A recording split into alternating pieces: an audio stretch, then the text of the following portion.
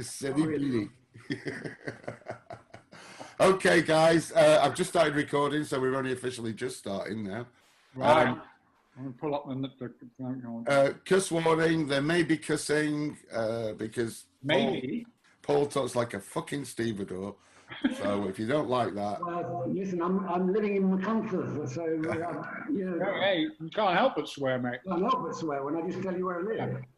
Okay, and I just wanted to say, over the course of the summer break, where we missed you all terribly, we lost a couple of bright lights in the Red Dwarf universe.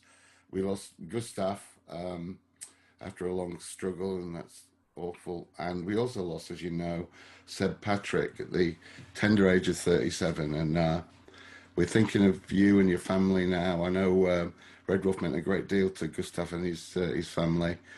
And we're thinking especially of Lois and Joe, who Seb left behind. And there is somebody will put up a link, I'm sure.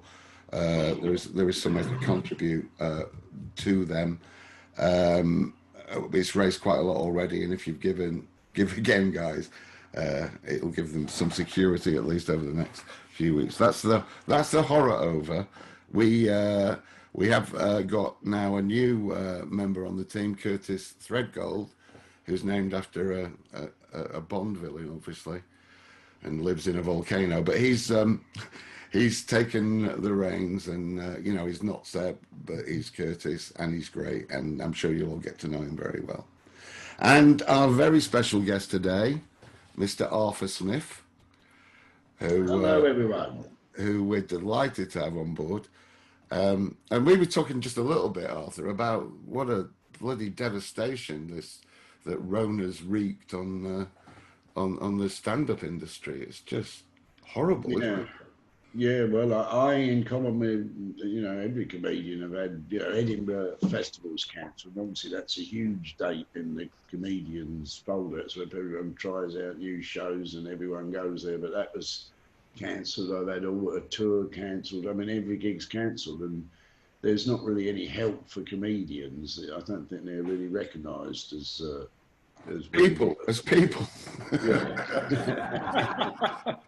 But I know at Brent Cross they were running some sort of drive-in stand-up gigs, and they cancelled them all because they just couldn't get... Yeah, I mean, I've done a couple of outdoor ones. Southwark Cathedral was one of them, and Tring, and they're Zoom gigs, but they're not quite the same, really. You don't get the buzz, do you, Arthur? Comedy is such a social activity. I don't see how you do it locked in your car in a car park, I know. Well, it is a very strange. It's like doing a Zoom gig. I'm sitting here chatting. Well, I suppose that's what's happening here now. But I'm trying to make 200 people laugh who I can't see any of them, or I don't know if they are laughing. And it's it is a bit depressing. But then it's worse for some. It is slowly coming back. Ruby did 5 shows at Norwich in a tent. And, that was we're talking about comedy, Ed. You are in such you are a dead man. You are the hitman coming round to your house now. Hit woman, I should think. Yeah, there are various new things being tried out. I'm doing a show in some strange outdoor place in Sydenham in a couple of weeks that's also got a huge indoor bit that you can have a few in. Yeah. Obviously, one of the problems is that the number of audience members you can have is a third of what it was. Yeah, it just feels empty, doesn't it? By the way, Lucy, the only reason we pick on Ed is because you're so fond of him, and it makes us very jealous. It's your constant lauding of Ed that makes us pick on him. Yeah, and he deserves it too. Okay, so guys, by the way, of all episodes, this episode, he should have won a BAFTA for this episode. It's an extraordinary piece of technical. I have to say, watching back at this episode, it's even if we got the script now with all the technology we got available, I still think it would be a real toughie to do, because there's just some basic things about this show which are so complicated to wrap your head around when you're actually making them. That I just watched it and I thought, wow, this really stands up. Particularly, when the technology is available with movies like Tenet and stuff. Yeah. And you kind of look at it and you kind of go, oh, yeah, well, you know, we've done this. You're way ahead of your time. We did this ages ago. Because the technical stuff, Ed was talking briefly before this, the technically difficult thing is, you shoot the shot backwards and you have to think when you reverse it and it comes back into normal forward action, you have to make that seamless, and it's... Yeah, I mean, you basically had to shoot back, so you had to obviously shoot forwards and then reverse the shot in the edit and cut it into a forward sequence. So there's only a few machines in those days that could actually record the forward sequences onto tape in reverse. So you had to have a lot of faith in the planning for all the backward sequences. And as Rob says, instinctively, a director will plan a shot to finish in a way that cuts nicely, to the following shot. And you've got to start with that shot. So when you're planning it backwards, you have to sort of think of the front of the shot being the end, and then get the geometry right so that people walk through in the right direction. Otherwise, they might leave frame this side and walk in. I do remember you, Ed, at one point I came to the rehearsal room and you were literally lying on the floor and just with a sort of "do not talk to me" sign up. I mean, to add to the confusion, we also shot some shots forwards, pretending they were backwards, and mixed those up with shots that would eventually be backwards. So it was kind of tricky to keep the narrative going. And I think Tenet will, when you go to see that, have you seen Tenet? Adequately explain how difficult it is to keep a narrative going with people forwards and backwards at the same time. I'd just like to point out that I am able to sing Jingle Bells backwards. And somewhere along the way. Go on then. You want to do it now? All right. Yeah. Ils ne possono wanantivici. Oh no, hang on, we'll start here. Ils ne possono wanadaruti atantamo e wawa ulich lebonich. Shinobel, Shilu, Owe, so mentally. But obviously, you'd have to turn that round and realise that. I could tell that was Jingle Bells, couldn't you, everybody? You probably just got Arthur to do everything and you wouldn't have had to do it. Yeah. Okay, is somebody turning that round while we speak? Actually, I wanted to show you something as well. This is from a contributor. This is Alex Slingsby has made this for us. What have you done, Alex? Oh, where's it going? It didn't play, sorry. Here we go. Smooth. Nice.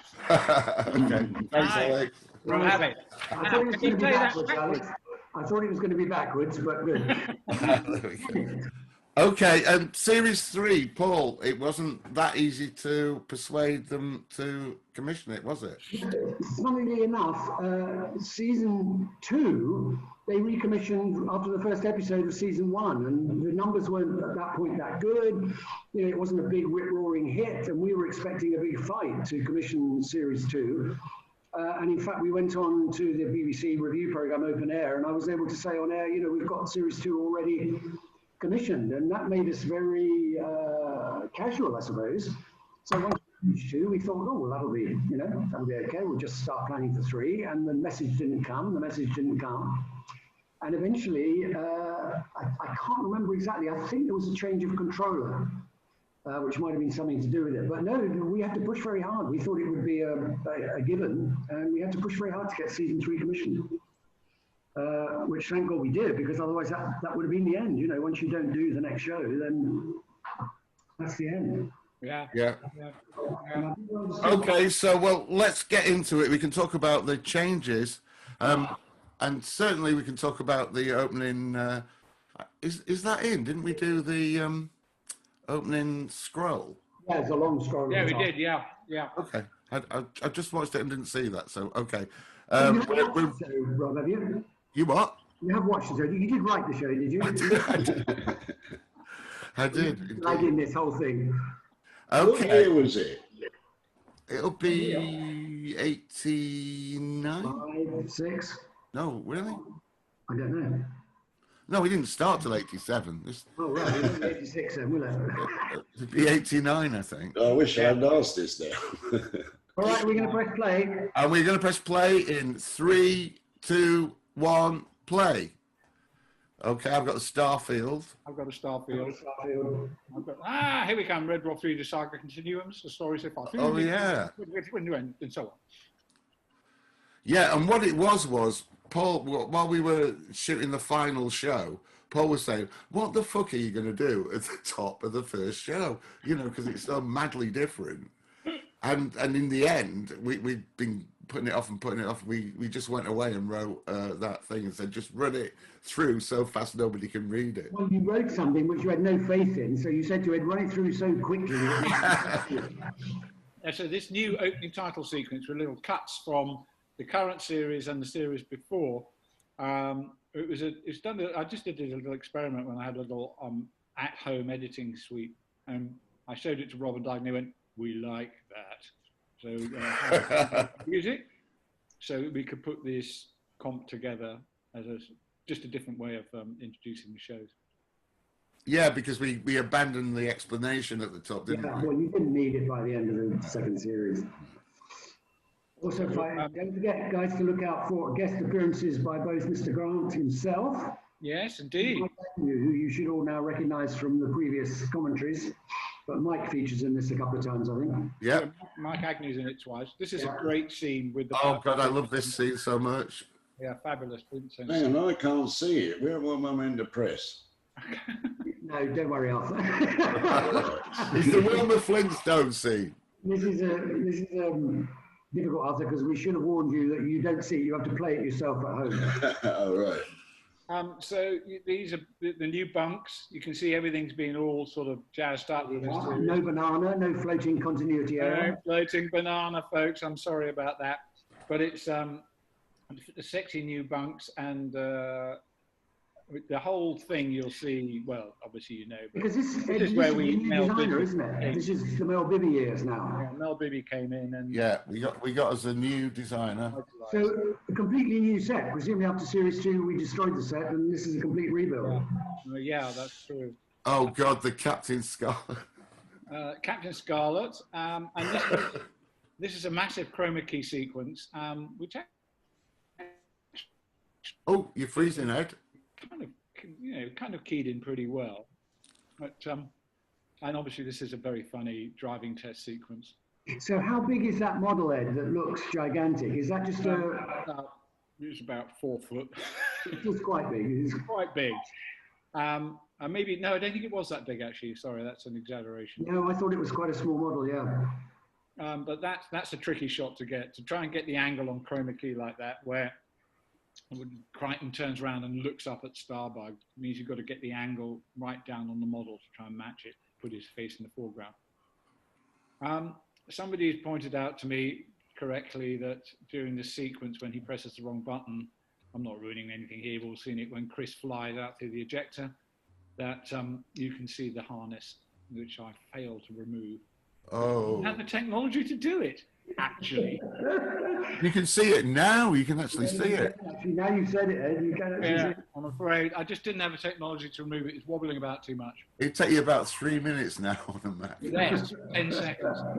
Well, I think you should go back, Ed. I think we should get the master out and fix it. Now, that was obviously that shot where Chris flies out on the exterior of Starbug. That was really him, obviously. But obviously. That is the only embarrassing shot in the entire series, though, so don't be, And it's funny, really, isn't it? Because this is Crichton's first shot at being a member of the team, but you don't even think twice, do you? No, he's there. He's just... Well, what was the name of the typing course, the touch typing course somebody's asking, that you recommended? Mavis Beacon. Oh, yeah. So this is a nice shot. Lovely model shot there. It's fabulous. Where Starbug hits the cargo door before it flies out into space. And So these are a selection of something new like that. Peter Bragg just gives you the finished cut, does he? You give him the instruction, and Peter just Yeah, he shot them for us, and this is a nice shot where it goes around the corner. We added this tire screech. Only in space can you hear Starbug have a tire screech that goes around the corner. But Oh, and there's Hats. Now, Hat came to the first day of recording from Edinburgh, and she arrived in a ball gown. Yes, she did. To rehearsals because she couldn't get her clothes in the flat from Edinburgh. Yeah, the Somebody clothes were locked in the flat or something, weren't they? So No, she came she just come straight from the party in a straight ball from the gown. end of season party at Edinburgh. That's right. Oh, that was her story anyway. Yeah. So they're talking about stopping distances now. Good gags here, really good, funny stuff. And it's interesting looking at Robert. His face has changed. The mask has changed over the years. Hasn't it? It's much thinner and more pencil-like. Actually, now here's the wormhole. Marvelous wormhole. This was devised by shining a light into some water, doing a swirly thing, and then changing the color in the edit.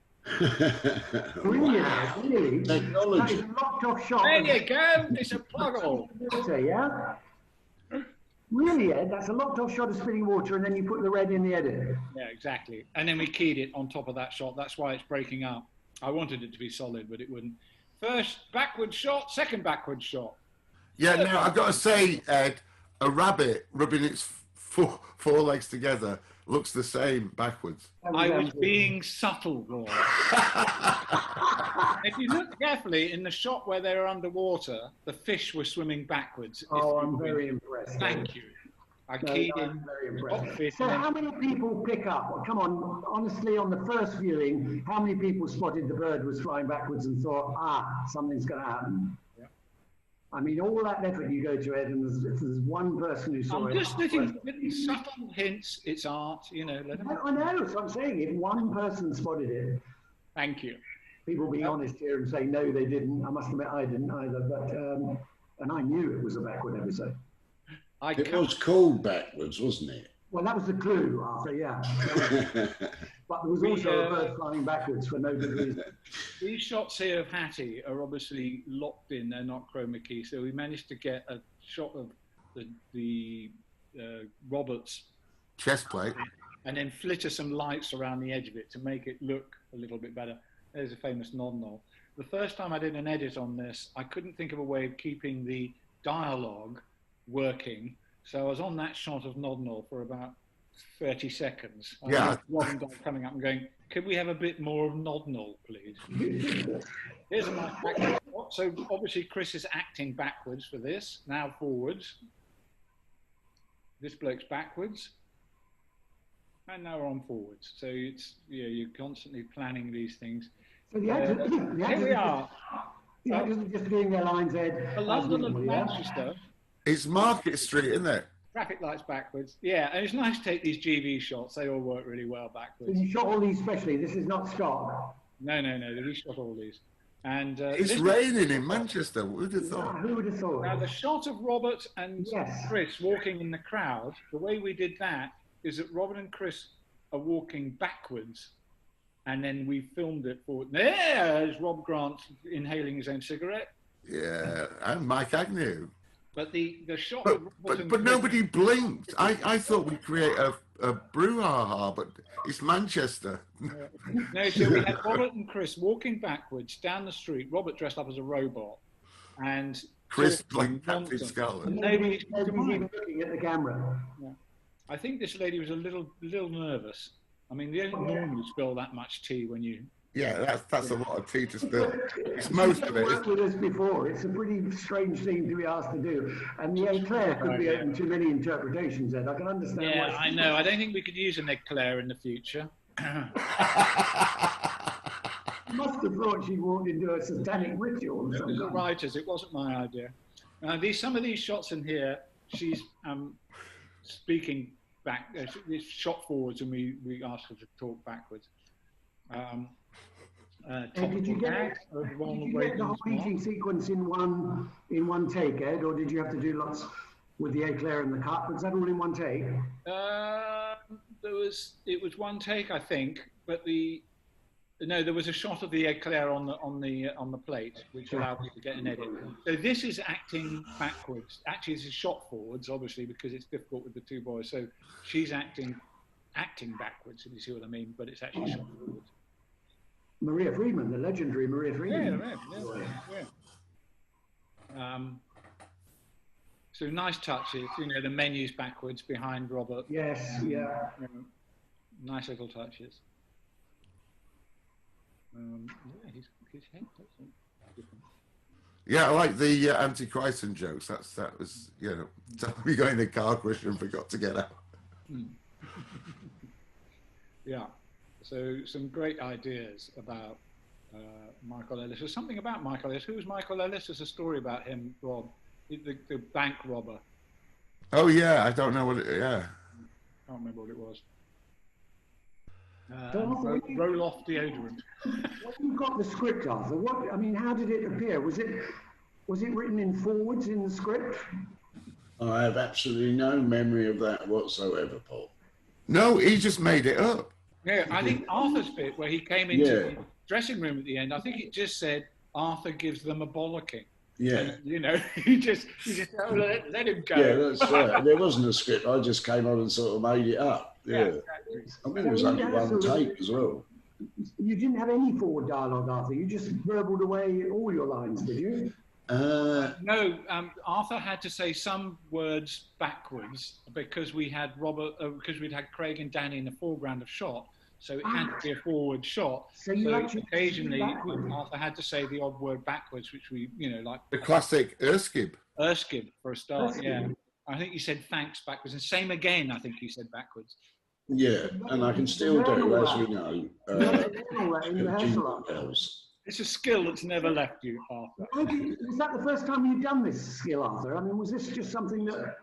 Well, I used to be in a review company, and I think we'd done this before. I'm not sure if it was before or after the Red Dwarf, but we learnt songs backwards in order to sing them. I don't know why, really, because at the time we didn't have the technology to spin them round, I don't think, but that's what we did anyway. And I only remember Jingle Bells, but there was even more than that we did. It's funny because the wind's using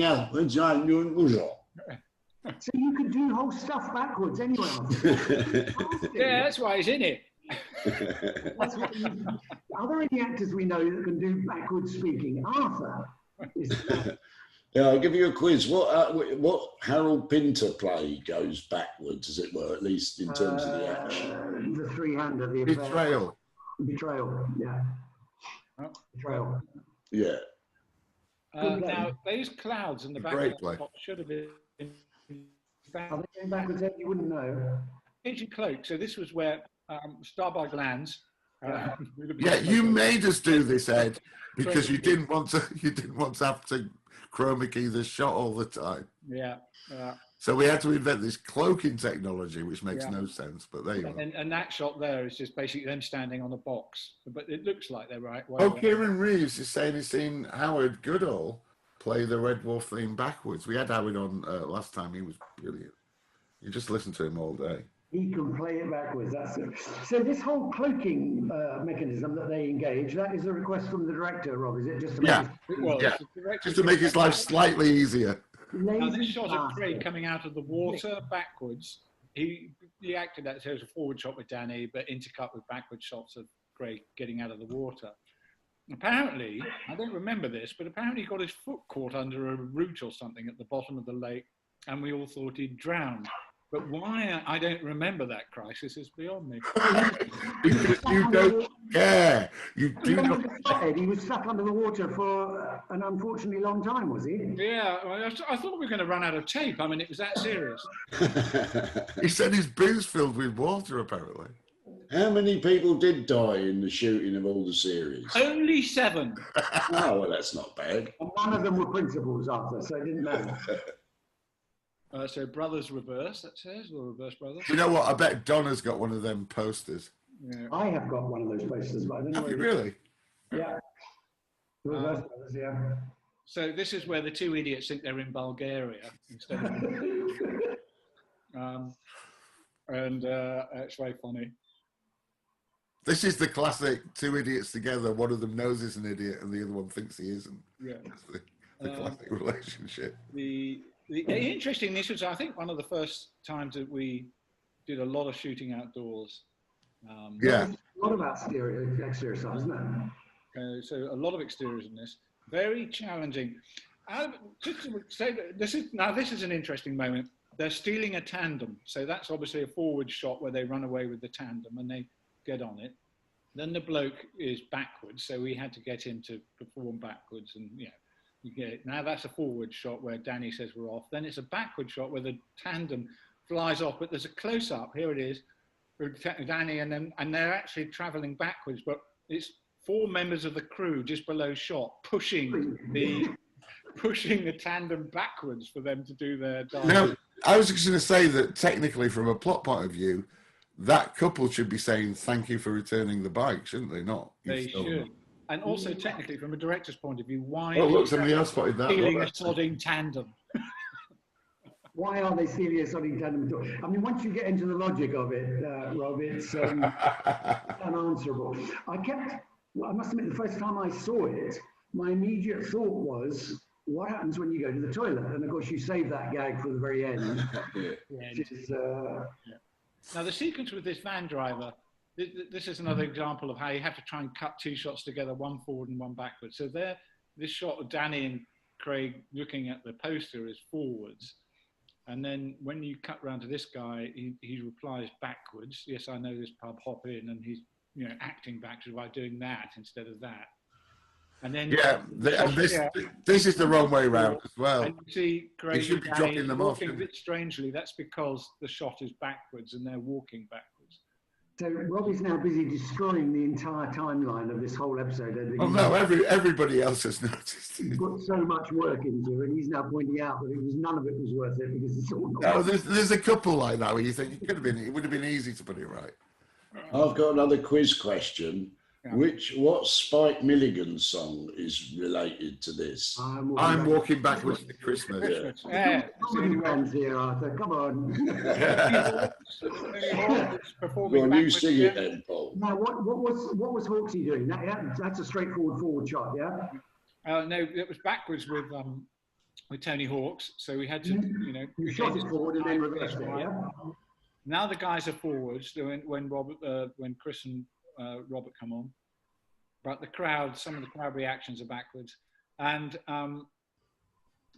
interestingly, the genesis from all of this, my first introduction to this entire episode, was I went around to Rob's house and he had a keyboard, and he went, "Listen to this," and he said "bitter" into a microphone, and then pressed a key and it went Erskine, and I went, "Oh no." Oh my God. Yeah, Casio it was, yeah. Casio keyboard. So they still think they're in Bulgaria. And who's been to Bulgaria? You, Arthur? I haven't. You must have been, or Tony Hawk's will have been, let's be honest. Tony Hawk's is number 1 in Bulgaria. Yeah. Tony would have taken a cruise around Bulgaria and played tennis with their leading football star. So now the conversation. Did you know each other well, Arthur, you and Hawks? You work the circuit a lot together. Do we what? Did you and Tony work the circuit together? Do you know each other well? Yeah, well, I did a show with him in the 80s. It was Arthur Smith Sings Andy Williams, and he was playing the piano for me. And I've not seen him in a while. He's moved to Devon now, I think. Yes, he has. He was on one of these a couple of months ago. Arthur Smith Sings Andy Williams. Yeah, well, I picked it because I thought it seems like the show you'd least like to go and watch. Here's the first close-up. Arthur, it's you regurgitating a pint of beer. Now that was that was straightforward. So you just had to drink a beer for that one, yeah? Yeah, so the other skill that Arthur has is you can regurgitate an entire pint of beer back. Now listen, when the boys do it, have they got devices beside the face when they do the beer? Yeah, what you do is you put a upside down beer. You put a half pint beer glass inside the beer glass. You can get them from prop stores. They were a staple on the Two Ronnies because neither of the Two Ronnies drank beer. Yeah. So whenever we were doing a pub scene, we had to have these special glasses that, in fact, there's less than half a pint in them. It looks like a pint. It really does. Like a pint. It's got a big filling in the middle, big glass filling. Yeah. You stick a half pint glass inside a pint, upside down. It was a standard order on the Two Ronnies. Yeah. Who was the barmaid, by the way, in the scene? Now that is an RSC actress. I'm trying to remember her name. Hang on. It's not Pauline Melville. It struck me as Pauline, but it's not, is it? Yeah, Pauline Melville. It is Pauline Melville. It is. Now a very successful novelist. Yeah, I saw her. I saw her on a bill with Arnold Brown, Alexis Sale, Rick That's right. and Aid Edmondson at the comic strip. Yeah. She was one of her and Maggie Steed were doing stand up in the very early days of the comic strip. But she's become a successful novelist, hasn't she, Pauline? I think she has. That's right. She's had several hit novels. So it's an interesting discussion that the two of them, all of them have here about whether it's actually nicer to be in a backwards world. And I was beginning to be sort of convinced until obviously the Santa Claus is some fat bloke who comes down and steals all the cookies. I like the way that Rimmer's really gone showbiz. He's gone total. I know, I love Rimmer's. It's like Ace, like Noel Coward version of Rimmer. No, Andy, I did know her very well from Young Ones, and I knew she did Boom Boom and so on with us. I just wasn't absolutely certain it was her in this episode. She was very much a part of the alternative sex. She created the famous line.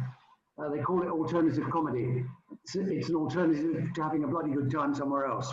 Well, that was what all the other comedians always say. It's an alternative to comedy. You've come along to see a night of comedy. Well, actually, it's an alternative to comedy. And what are we going to do? Shout at you and throw beer over you? Sounds like a good night out to me. Well, Keith Allen's version of a good night out. Yeah. I'll harangue you from the stage and throw beer over. I love Santa Claus. What a bastard! Yeah. Well, so this is now the moment, I think, where Arthur comes in. Here he is. And so this shot was shot all backwards. So Arthur had to give him a bollocking and then walk out backwards so that I could run the shot the other way around. This is Arthur in full spate here. And he's It up as he basically, goes along. You're ad-libbing this, Arthur, yeah? Yeah. and I he's was saying something like, "There's some sad bastard at home." That's right, yeah. And then Some he goes people out. have done, there's some sad bastard at home who's actually bothered to turn this round and is looking at it, and you're a wanker, mate, or something like that. I'm sure it's like, I mean, people have endlessly changed it round and seen that now, of course. Yeah. And it's very nice because you performed it really well because you had to perform the whole thing backwards. And then in the shot, when we reverse it, you walk out of that. That's right. Out of the dressing room, and then we added a knock just at the end, as if this irate, angry knock on the door before we went in. Yeah, it's a good little. One of the few times where the consequence event sequence was done logically and correctly. Yeah. Throughout the whole show. Yeah. And now there's some more unnecessary eating business. Yeah, but it just looks good. It just looks good, doesn't it? With the cucumber being pulled out of his mouth and throwing things in the air and catching it in his mouth. But it's a good line, that. We got to get out of here. This universe is just too disgusting. This is Gareth. He's a stuntman. He basically choreographed The stunt supervisor. a fight for us. And so the fight was really was kind of difficult. I mean, he punches Craig in the eye, but he does it backwards, which he does very well. But he does punch him forwards in the stomach, which should have actually been backwards. But never mind, who's looking too closely. And then we have a mixture of forwards and backwards shots here for this sort of massive fight. So you've got Chris hiding behind a table, and the famous line, "Unrumble." And so now we have a collection of really good backward shots. Craig being run down the Yeah, now this is Ed having fun. Danny, somebody over the Having fun, yeah. people flying all over the place. We had 3 or 4 stuntmen. Shots of Gareth being thrown over the bar, and little shots of Chris in there running forwards to try and keep the thing narrative working. The big punch up and lots of people diving off. Craig doing a lot of leaping around. I have to say, to his credit, he was great. Yeah, he always would, wouldn't he? And he wound up by being thrown through a plate glass window. Yeah. Oh, yeah. Backwards coming up now. But presumably it wasn't plate glass. It wasn't actually glass. It was Craig, and he gave somebody his front tooth back. Great gag. So this is all in the studio, I presume, yeah? So there's a stuntmen, and then we have other people. And there's Mike Agnew. And There's Mike Agnew again. It was a beautifully edited piece And I have to give credit here to Paul Jackson, who sat there trying to edit this sequence together while I was directing the rest of the show. And normally it would take him till lunchtime. He was still at it at 5:30, and we were Oh my God. The things you do. Oh God. I'm sure you did it properly though, Ed, in the main It edit. was really good. It really worked as steam for the audience. Yeah, it was lovely to play it. That was a great thing to be able to play that into the audience the next day, wasn't it? You know, we could turn it around that quickly. Oh, I've forgotten about the cat taking the charity money. Yeah, the cat takes the charity money. But some very loose morals in this episode. Right? That was all shot in the standard Red Dwarf studio. Yeah, absolutely. In fact, the only Red Dwarf set we've got in here is the bunk room, I think, isn't it? Yeah, that's at the beginning, isn't it? And the Starbucks sets. The whole episode is all new sets, really. Yeah, and one-offs too. And one-offs, yeah. Okay, I haven't got closing credits on mine for some reason then. They'll be at the beginning. This shot of Danny, we wanted to get it right. I was so determined that we shot this shot of Danny flying up from the bushes about 8 times, and that's the one that we went for in the end. We couldn't find the right angle for it. Poor old Danny had to. I love the way you save the most obvious gag for the very end, Rob. We're thinking, no, they're not going to do the toilet gag. that shot where Danny's walking across, I was talking to him before, and I said, you know, Bridge on the River Kwai, when Alec Guinness comes out of the hole. I said, that's how you walk it. And he did. Poker up your ass. Excellent. I think everybody should walk backwards for the rest of the day. as a tribute. It was a good episode, but boy, was that a mother to plan and put. And we didn't have any extra time, Ed. I mean, you did that in the normal weekly turnaround, didn't you? Yeah. I mean, in fairness, it was quite a lot of location work for us to be able to do that. Yeah. But on location, shooting stuff forwards to eventually go backwards was really. I think it's an extraordinary. I think it's an extraordinary piece of directing. Yeah.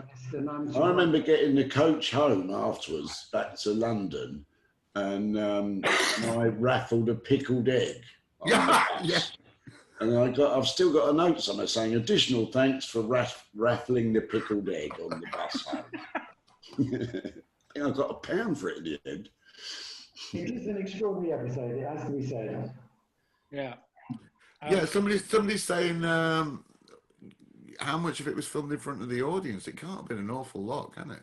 Well, we had, to be honest, I can tell you, it was obviously the opening scene with the Flintstones, and then the sequences in the dressing room.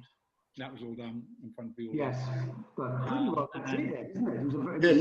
My bit was in front of an audience, because I remember thinking if I could really go for it and do fuckings and cunts and everything, I thought, well, I won't do that, because it was a bit shocking for them anyway in the studio. It was a bit. And in actual fact, that's absolutely true. One of the few backward sequences we actually shot in front of the audience, were hoping that the audience would understand that this would eventually be backwards, was Arthur's, and it was really good. It got huge laughs, and of course that was another problem I discovered. If you play something forward and then reverse it, the laughter goes yick, yick, yick. So we had to go back and try and remove the audience from that track, and then turn the laughs around and put them back on again. We used the same laugh, but it was a tough gig. We should have played the laughs in backwards for that episode. Should have done. yeah, definitely. But it was a triumph in the end, I think. And I thought everyone worked really well. The stuntmen, the special effects, they did really well. Everybody did. Extraordinary, Ed, what you achieved, given this was still on 1-inch tape. I mean, it's just ridiculous. But it was a collective effort, I have to say. I mean, I think the stuntmen were particularly good. The special effects guys, Peter Ragg and his gang, and stuff that was really inventive and clever. Some great gags in it. It was really well written. I mean, to be able to throw a stuntman across the bar and smash all the optics. That's what you want, isn't it? And Ed Wooden again at the fore, Mr. Genius in the edit suite. Ed Wooden was. Absolutely. Like, for instance, the stock footage, like the bird flying backwards and the rabbit, that was really hard to do, because with the stock footage, it came on a certain type of tape. I can't remember what it was. and it wouldn't play in a normal suite, so we had to go somewhere else just simply to play it backwards and record it forward. Record it off the. Yeah. Has there ever been, films where they've done backwards, or other examples of it? Well, there's this new one, Tenet, which is. Does it actually do reverse shooting though, Ed? David Lynch used the actual little Red Dwarf in Twin Peaks. He shot him backwards. Yeah, that's true. I mean, the technique of having something come out of your mouth and so on was back as long as silent films, wasn't it? Oh, yeah. Some of the boulders rolling down the hill and people dropping out of buildings. Quite a lot of that was done on reverse camera. They discovered the trick of reversing the film. Yeah. It's shot in camera, yeah, for sure. Interestingly, in this Tenet film, they do actually have a sequence which I was quite impressed with, where they have a bunch of soldiers running forwards and having a battle within the same shot. There's a bunch of other soldiers running backwards. It's got this sort of thing happening. It's a confusing film, though. I'll be interested to see what people think. Did you go to the cinema to watch it, Ed? I did, and I wore my mask the entire time. I discovered, as a result of wearing my mask the entire time, my glasses kept steaming up. So I dispensed with my glasses and then realised that my long vision has improved. So thank you, coronavirus, for that. Hey, it's not all bad. Socially distanced, the cinema. Say again? Were they socially distanced in the cinema? Yes, absolutely. Yeah. In fact, I saw an afternoon screening of it. So in fact, it's only about 10 people in the audience. Right. We were all carefully lined up. And to be honest with you still can. I shouldn't be saying this because it's a blatant plugging, but my daughters are doing a show at a place called The Playground. And the way that you can book seats for it is that you can either book 2 seats together, 3 seats together, 4 seats together, or 5 seats together. And then those sections of seats are all... They create a space around you. All spaced out. I think you could have said it quicker than going 2 seats together, 3 seats together. Up to 5 would have got you there. It's a writer's thing. I'm sorry. Hey, Ed, speaking of writers, up to 5 seats together. Have you persisted with your typing course? I have. And I can touch type very, very slowly. Have you always written in longhand otherwise then? No, longhand, no one does that anymore. I think young people don't know how to do longhand. Longhand, no, I bet they don't. I bet they don't write anymore. I came up from Euston to Wales yesterday in the train, and I was the only person in my entire carriage. Did you have a ticket? I had a ticket. Was the cattle in there as well? When you say you're the come and check it as well. I've been on the train a couple of times. I've not seen one ticket inspector. I mean, you can just go straight into first class and what the hell. Exactly so. Exactly so. There were about 3 people on the entire train. Ed, if you wash your glasses with milk, is that? Oh, is that true? You wash your glasses with milk, it stops them steaming, does it? Yeah. All right. But you can't see through them because of all the milk. Because of all the milk. Okay, so we'll just wrap up then. Next week, what is it? What's the next show? Rob, don't forget, we've got a theatre fund. Yeah. Marooned, it's Marooned. Marooned, one of my faves. Yay! Great show. At 2 o'clock. Entirely shot handheld. Yes. Well, I'd like to say, what the heck? I don't know how you do that. I am still going to play this all back next week, Arthur. It's going to be a long way away. Arthur, it's great to see you, man. Good to see all you lot. Yeah. No. 35 quid again for the... Anything you want to plug, Arthur? Oh yeah, well I'm going on Patreon soon, so I'm cooking up all sorts of bits and pieces for that. So and I don't know, I can't be asked to plug it. So I've got a book out, 100 Things I Meant to Tell You. Oh, nice. 100 Things I Meant to Tell You. I'm getting that. I meant to tell you, Arthur, about that book you wrote. That's 101 things then. Well, I'm buying it. We've got another lockdown theatre next Sunday. Private Lives, starring Robert Lindsay, Emma Thompson, Amelia Clark, the mother of dragons. I've spoken to her. Yes. and Romantically Sanjeev first, I Bhaskar. can tell you he spoke to her.